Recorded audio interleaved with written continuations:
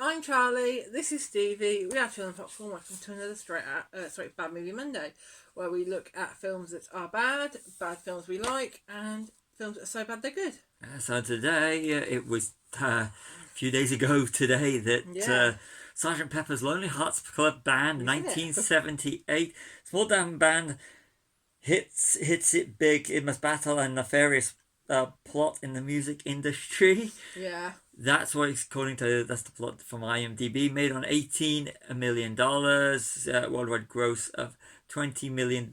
This is 1 hour and 53 minutes, but it'll seem like much longer. Directed by Michael Schultz and stars Peter Frampton and the Bee Gees. And Frankie Howerd and Donald Pleasance, meaning that he actually starred in 2 horrors that year. And Sandy Farina of Strawberry Fields, Aerosmith, Steve Martin, Alice Cooper, Earth, Wind and Fire, Billy Preston. And okay, so over to you. What did you think of this movie? First of all, I want to point out it's a PG. That's what the rating is in the UK on IMDb. I don't know. It's weird. How can you make the Beatles one of the greatest bands of all time? Some would argue the greatest band of all time. How can you make their music bad? Especially as we really, really enjoyed Across the Universe and Yesterday. Yeah, we both brilliant love movies. Those films. So yeah. But I even give my regards to Broad Street. Paul McCartney's one has Beatles tunes in it. I mean, we've done that. We did. It's a Bad Movie Monday. But yeah, I think this is a lot worse. Yeah, this was so bad it's good movie. No, give my regards to Broad Street. Right. But over to you with the notes. So first of all, we're starting it off as a musical march, aren't we? Yeah, musical march. So there's a couple more musicals to come. So we've got another 3. 3? 3. Okay. I'm glad you know what they are, because I know what one is, and that's about it. So first of all, the Americanization of British music. Yes. Isn't it? It's taken a wholesome British... Hardly wholesome. but yes. A British... group. Yes, band. And Americanized. That's why George Byrne does the narration, and you don't hear Peter Frampton and Gibbs doing the talking. George Martin arranged and directed the music. And this is the Beatles producer. Yeah, so yeah. What was he thinking during 1978? Yeah, definitely, yeah. This is that bad. I mean, it is really bad. Some of the songs are not given to the right people.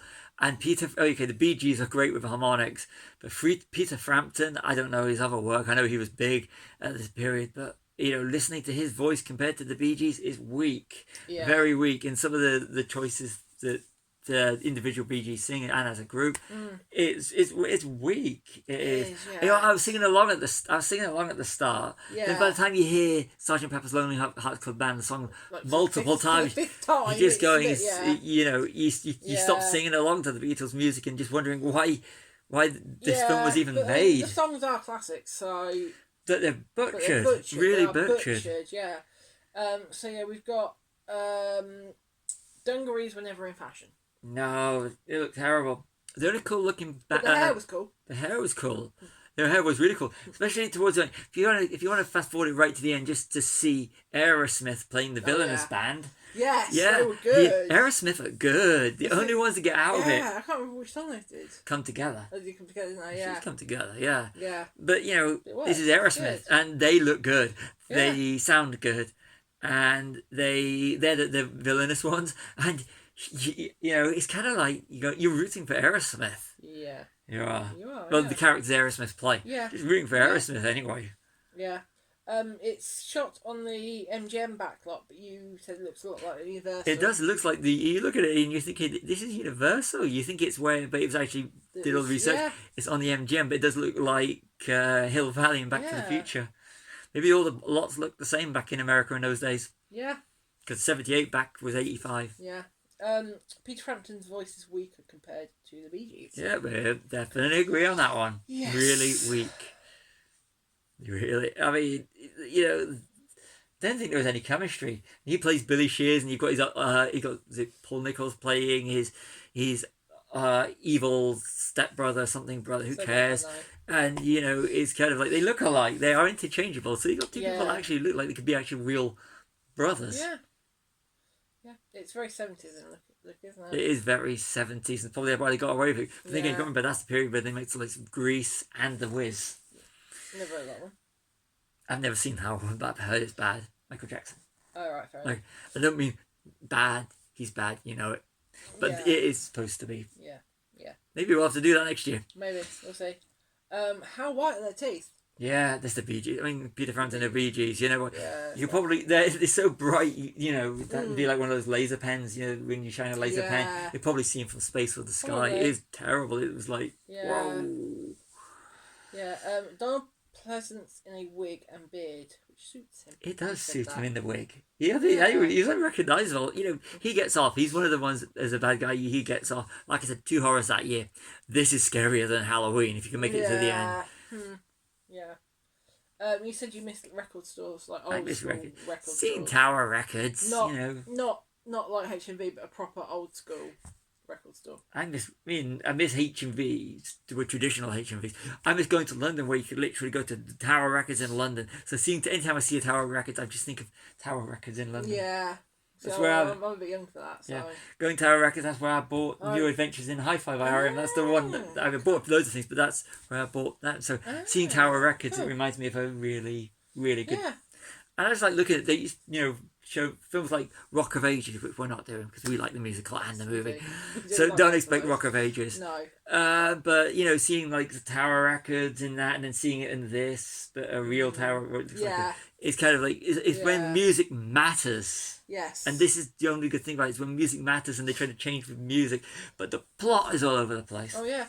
I mean, we're only 37 minutes in and we're already bored. Yeah, we were. Reaching for our phones, aren't we? You're like going, can I find any trivia? Can we do this? Or can we do the prep for the actually videos that we're doing right now? Yeah. So, and you're like, this was, of all the films we've done on Bad Movie Monday, this was endurance. I mean, we've watched a lot longer films, but this was real endurance. This was. Because we can just switch it off and claim we've watched it and just do it on notes. But no, we sat through this for years. We did. We sat through this.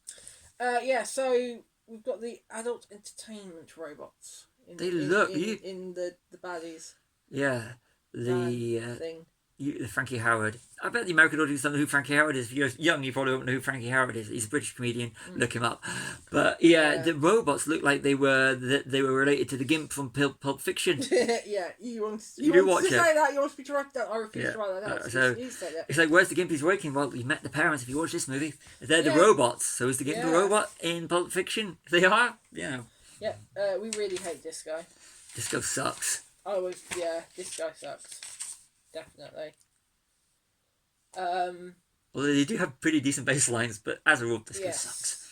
Going back to the robots, the electronic version of She's Leaving Home. That was terrible. That's when I was like, this is where they've gone too far. They started as an electronic version, and then it just moves on to then singing, which makes absolutely no sense whatsoever.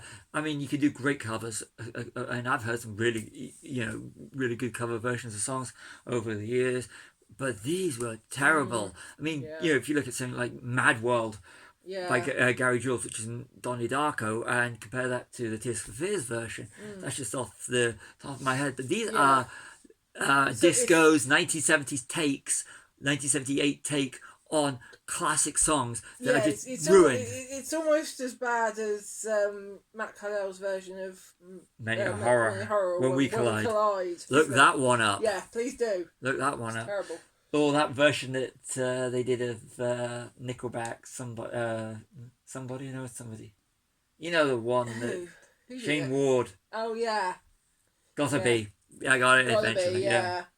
Although the lottery winner's version of the sea shanty is really good. Rockstar, look that one up. Plugging them, definitely plugging them. They're amazing. Very good. But back to the film. Back to the bad movie. Yeah. Back to the bad. The plot went all over the place. I'm sure I know you're going to go It did. Yeah. It was awful. What's the plot of this movie? Yeah. They sped up the van, but not the film. Yeah. The van seems to move really quickly. Yeah. But it doesn't really get anywhere, does it? No. Yeah, And the the whole, the whole thing with the hot air balloon as well. That was just a bit random. So you're chasing an automobile. What are you going to do? You're going to chase it in a balloon, a hot air balloon. And then you're going to get hit by an aeroplane and end up on the aeroplane. Very trippy, very stupid, very not making sense. This is a musical. It's not supposed to make sense. You look at the end of Grease, where they go up into the sky. Yeah. But that made sense. But that made more sense than this. Yes. Yes. Steve Martin's theme is the worst yet. I mean, Maxwell's Silver Hammer, and the bit where he clashing what they were losing was lightsabers at the end. Yeah. Terrible. Steve Martin, great comedian. And isn't he in a show called Only Murders in This Building? Yeah. In the building, yeah. Murdering the Beatles songs. Yeah. The band have to find the instruments of the previous band. Yeah, the drums left in the van, and they showed the drums, and that made absolutely no sense. We were halfway through the movie when everything's starting to go really, really, really bad, especially for little Middletown America or whatever it's called. Then they actually go into finding instruments. Then so it's about money, finding instruments so they can bring the whole town together and the whole world together. If you want to bring the whole world together through music, it's called Bill and Ted's Excellent Adventure, Bogus Journey, and Face the Music. Watch those worlds. That's the music world being brought together by music. Yes. This is how to... and not to do that. No. If you want to see a film where... Okay, I've got a correction on the Steve Martin one. The Alice Cooper scene is worse. He was terrible. Alice Cooper, genius, legend. Yes. They could have done so much. Alice Cooper is absolutely fantastic in Dark Shadows. Is it Dark Shadows? Yes. Yeah, the Tim Burton movie. Yes. You watch that game. Yeah, so in this one, I can't even remember what song he sings. And that's bad. Yeah. Confusing plot.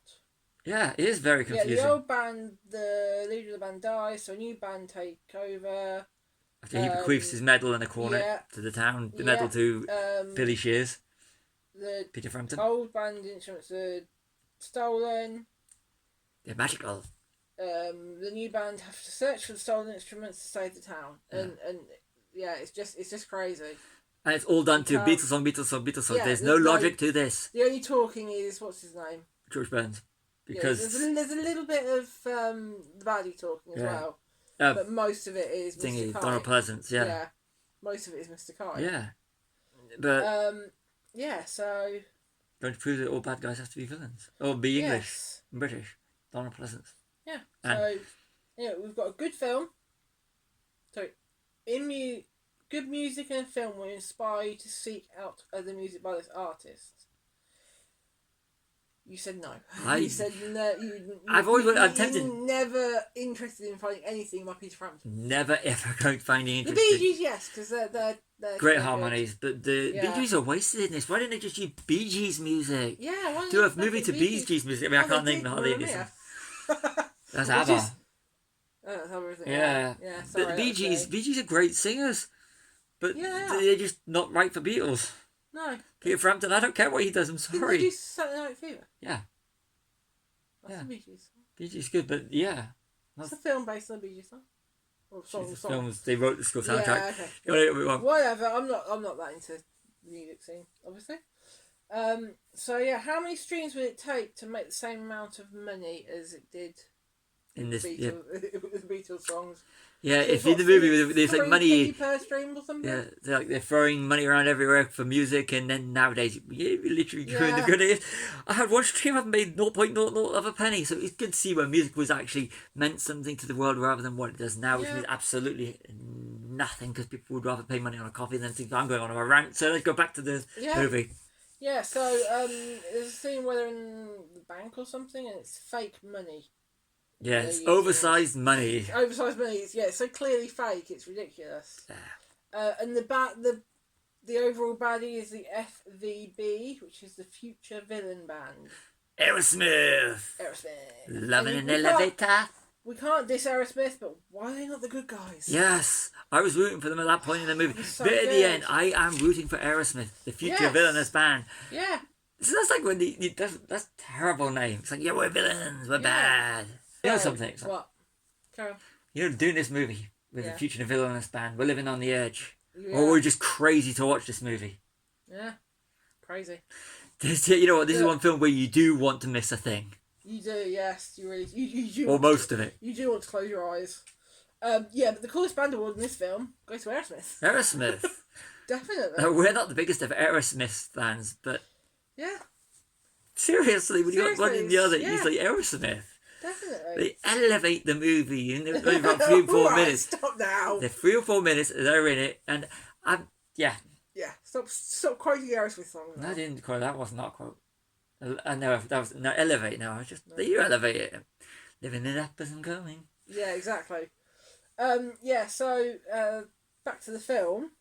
They killed off Strawberry Fields and they put her in a glass coffin, very Snow White like. Yeah, they kill off in the same scene when they fall down they fall down from this big like stage or whatever it is. Yeah. They killed the leader of the future villainous band. Oh, yeah. And they don't bring him back to life. No, but they bring her back to life. So what does that tell you? Double standards. Yeah. Where are we? The plot's so bad it distracts from music. The music's bad, but it does. It's like you're going. It's terrible. That plot is terrible. Yeah. Peter Frampton is too whiny. He is whiny. Yeah.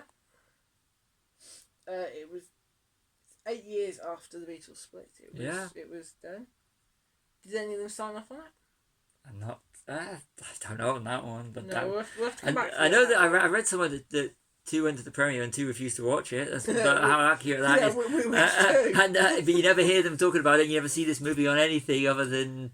Yeah. So it's kind of like let's go watch that classic movie with the Beatles music in. Yeah. What, yesterday or Across the Universe? Yeah. Those 2 are great. This Those one, 2 are no. amazing. Yeah. No. There's a terrible version of A Day in the Life. Is it A Day in the Life? Yeah, that was the step too far for me. Yeah. It's A Day in Her Life and she's leaving home. We're like, no. Yeah. That's terrible.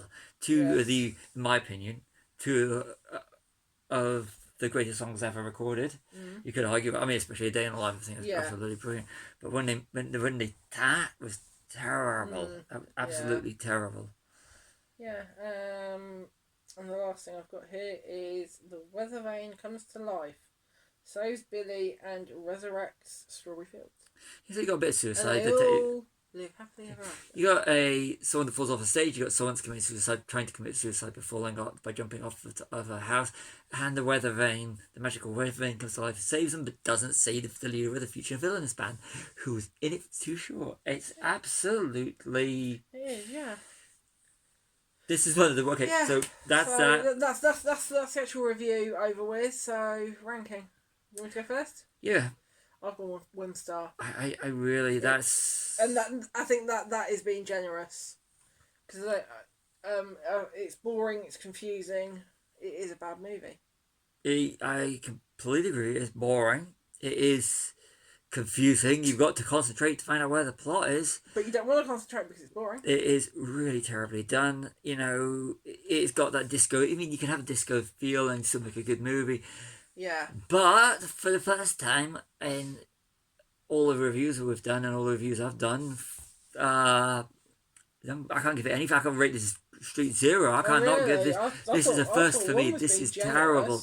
It's a terrible movie. We could go down to 0. I'm going to 0 because I'm changing it. I'm going to 0. There's absolutely nothing. There's nothing in this film, is there? No. Sometimes you like to have to go. Well, we can watch this again for doing a movie that you can have in your collection, just so bad that you can just pick out and watch it for maybe like just have a bit of fun, have friends around or anything. This is a movie I never want to see again. No. This is not a film I want to dissect to find out why it's so bad, other than what we've done right just here.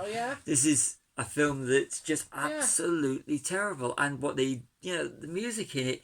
If you love the Beatles, by the end of this, it goes to show that you can take great music and make it mediocre at best. Yeah. Which is, when you do that to the likes of a band like the Beatles, who are well known. And the amount of times that, at the end where they've got all these all-stars, look for the all-stars. If you do watch the ending where they all sing the reprise of Sgt. Pepper's Lonely Hearts Club Band with all these big moves. Yeah, but this is the second version that they use at the end, the reprise. And you look at all the stars in there and you go, what? They did something similar 2 years later at the end of the Blues Brothers when they're doing Jailhouse Rock, Yeah.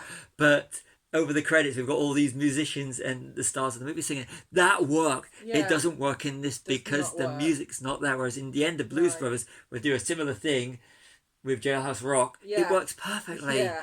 So it goes to show you that the concept of the ending of it can actually work. Yeah. But in this movie, it was terrible. It was awful. Absolutely terrible. I think this Okay, may be one of the so- longest ones we've done. It is. And I think this is the worst one we've done as well. Yeah. This is the worst rating we've given a film. Yeah, definitely. So sign off. Yeah, over to you. So I've been Charlie. This is Stevie. We are Children Popcorn. Like and subscribe. And I hope you have enjoyed the show.